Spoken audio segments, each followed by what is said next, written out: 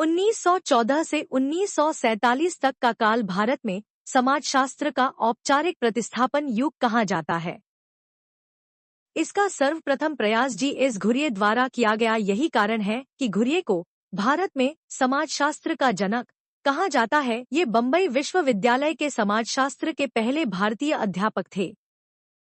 1914 में बम्बई विश्वविद्यालय में स्नातक स्तर पर ऐच्छिक विषय के रूप में अर्थशास्त्र के साथ अध्ययन प्रारंभ हुआ, किंतु इसकी औपचारिक शुरुआत 1919 में हुई और बम्बई विश्वविद्यालय में नागरिक शास्त्र के साथ संयुक्त विभाग समाजशास्त्र का स्थापित किया गया।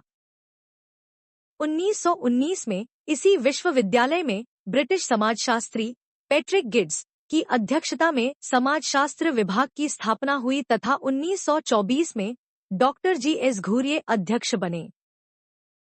1917 में कलकत्ता विश्वविद्यालय में प्रो. बृजेंद्रनाथ शील के प्रयत्नों से अर्थशास्त्र के साथ समाजशास्त्र का अध्ययन कार्य प्रारंभ हुआ। Doctor Radhakamal Mukherjee, Vinay Kumar, doctor DN. Majumdar तथा प्रो. निर्मल कुमार बोस जैसे प्रतिभाशाली विद्वान डॉक्टर बृजेंद्रनाथ शील के ही विद्यार्थी थे, जिन्होंने आगे चलकर समाजशास्त्र के विकास में काफी योग दिया। 1921 लखनऊ विश्वविद्यालय में डॉक्टर राधाकमल मुखर्जी की अध्यक्षता में समाजशास्त्र विभाग की स्थापना हुई। 1923 में मैसूर तथा आंध्र विश्वविद्यालय में समाजशास्त्र का अध्ययन कार्य शुरू हुआ। 1939 में पूना विश्वविद्यालय में श्रीमती इरावती कर्वे की अध्यक्षता में समाजशास्त्र विभाग की स्थापना हुई। 1947 के पश्चात देश के अन्य भागों में समाजशास्त्र का अध्ययन एवं अध्यापन प्रारंभ हुआ।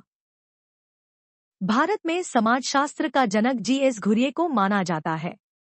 जी.एस. घुरिये बम्बई विश्वविद्यालय में समाजशास्त्र के प्रथम भारतीय अध्यापक थे। भारत में समाजशास्त्र के औपचारिक अध्ययन का प्रारंभ वर्ष 1919 में बम्बई विश्वविद्यालय में नागरिक शास्त्र के साथ संयुक्त विभाग स्थापित करके किया गया। इसके पश्चात लखनऊ विश्वविद्यालय 1921, पुणे विश्वविद्यालय 1938 में समाजशास्त्र विषय का अध्ययन आरंभ हुआ।